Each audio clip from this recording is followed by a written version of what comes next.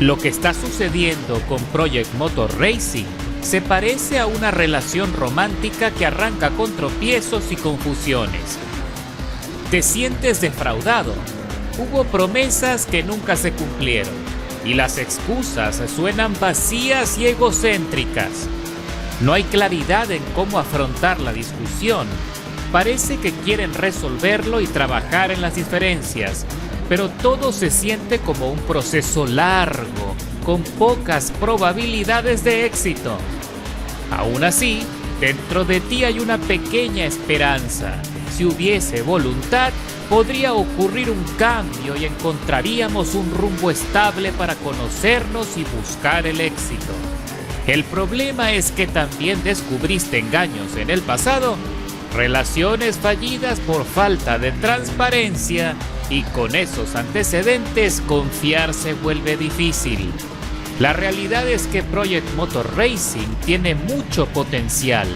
No importan los gráficos noventeros ni los menús anticuados. Hay algo en la jugabilidad, en el sonido del motor, en la sensación de grip en las curvas, que entusiasma. Pero dicho entusiasmo se rompe muy rápido. El juego está incompleto, con fallas estructurales que hacen ruido y no permiten disfrutar plenamente de la conducción. Si tuviera que recomendar algo a quienes ya tienen el juego, les diría que aprovechen el modo trayectoria, que es lo más estable e interesante. El multijugador, en cambio, es frustrante, un recordatorio constante de todo lo que aún no han resuelto. Y es cierto que siguen trabajando. El último parche mejoró la inteligencia artificial, pero todavía está lejos de ser lo que prometieron. La ambición superó las capacidades y el presupuesto. Tal vez se quedaron cortos y lanzaron el juego en este estado. Me parece que hubiese sido mejor un lanzamiento progresivo. Primero, un modo trayectoria, con 3 categorías bien terminadas, físicas pulidas y una inteligencia artificial probada.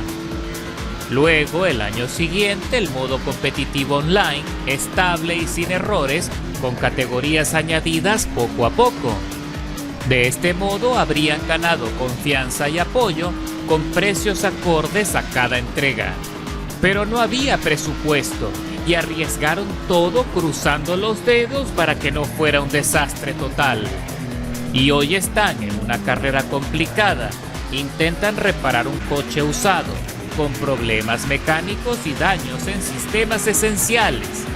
Y en estas condiciones ni siquiera pueden arrancar en un mundo tan competitivo. De hecho, ya cayeron al último lugar y siguen perdiendo vueltas. Y tengo que decir que probé el juego gracias al código que me envió el equipo de promoción. Y me entristece decir estas palabras de desamor, porque la expectativa fue alta, aunque siempre alerté a mi comunidad sobre un posible desastre. Y hoy más que nunca estoy convencido de que es momento de cambiar nuestros hábitos de consumo. No debemos comprar más versiones anticipadas. Tenemos que exigir demos gratuitas de 24 horas el mismo día del lanzamiento.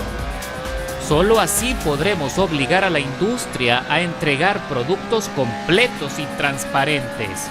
Y por último, otro punto clave es que este juego no funciona para usuarios de joystick. Está diseñado para quienes tienen presupuesto para comprar un volante, porque con el joystick los coches son impredecibles, difíciles de controlar en curvas lentas o cambios bruscos de dirección. Y sí, con ajustes se puede conducir no tan mal, pero para ser competitivos necesitas un volante que permita exigir al coche y explorar sus límites. Por eso, hoy enciendo la luz roja del semáforo para quienes tienen Project Motor Racing en el carrito de compra. Pero guardo la esperanza de que en unos meses llegue una mega actualización que nos invite a volver a sus circuitos y olvidar este arranque tan complicado.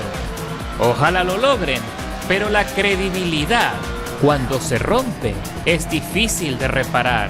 No hay repuestos ni suficiente cinta adhesiva para mantenerla unida.